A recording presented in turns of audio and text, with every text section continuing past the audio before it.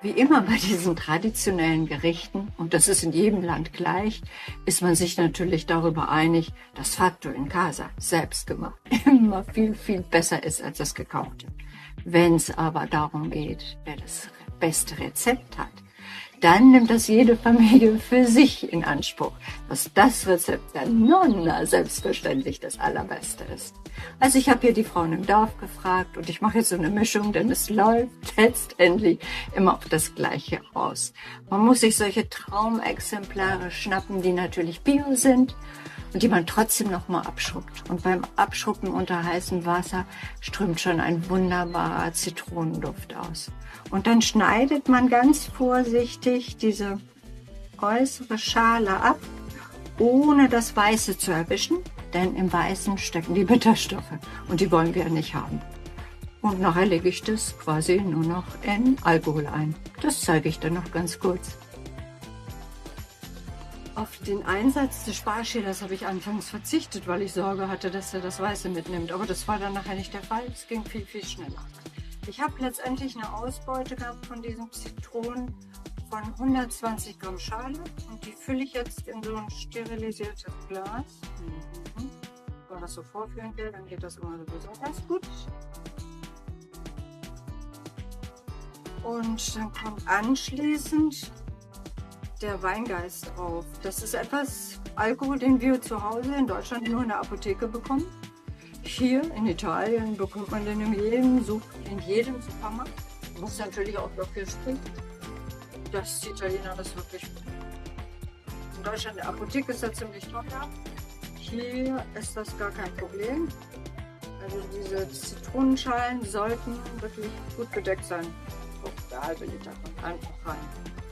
So, und jetzt muss ich euch gestehen, warum ich meinen Kanal nicht perfekt, aber alltagstauglich genannt habe, weil ich immer auf ein Ziel losstimme und dann mit einem anderen Problem konfrontiert bin. Was um Gottes Willen mache ich jetzt mit diesen geschälten Zitronen? Aber dieses Problem hat ja jede Italienerin, die Limoncello herstellt. Ich werde also wieder Kontakt zu den Frauen im Dorf aufnehmen und dann geht's weiter. So, die Zitronenschalen sollten wirklich ganz bedeckt sein, also auf Tauchstation gegangen. Und die wandern jetzt für 7 Tage in einen dunklen, kühlen und trockenen Raum.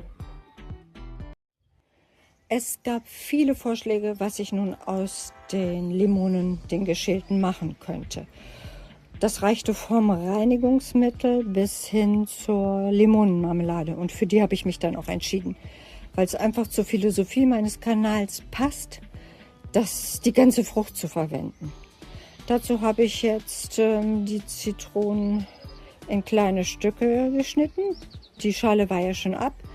Und das dünne Häutchen, was so zwischen Schale und Fruchtfleisch ist, das ist hier sogar hilfreich. Da ist das Pektin drin und das hilft uns beim Gelieren.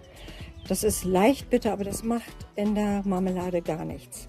Was nicht schön wäre, das sind die Kerne, die enthalten deutlich mehr Bitterstoffe.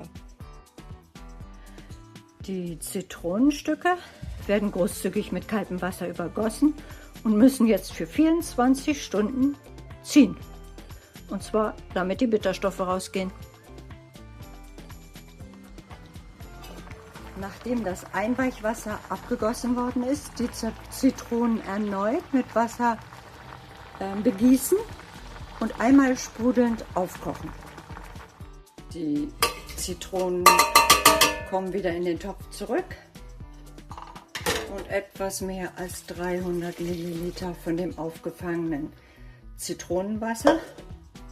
Und jetzt kommt noch die entsprechende Menge Zucker dazu. Das Rezept berechne ich euch für 1 Kilogramm. Ihr findet es unterhalb des Videos. So, in meinem Fall sind das 450 Gramm Zucker.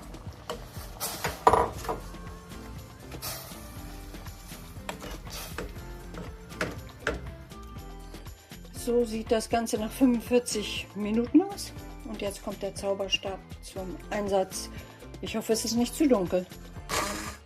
Und das ist die Ausbeute aus 900 Gramm Fruchtfleisch. Aber sie schmeckt göttlich. Und nur Zucker und Zitrone.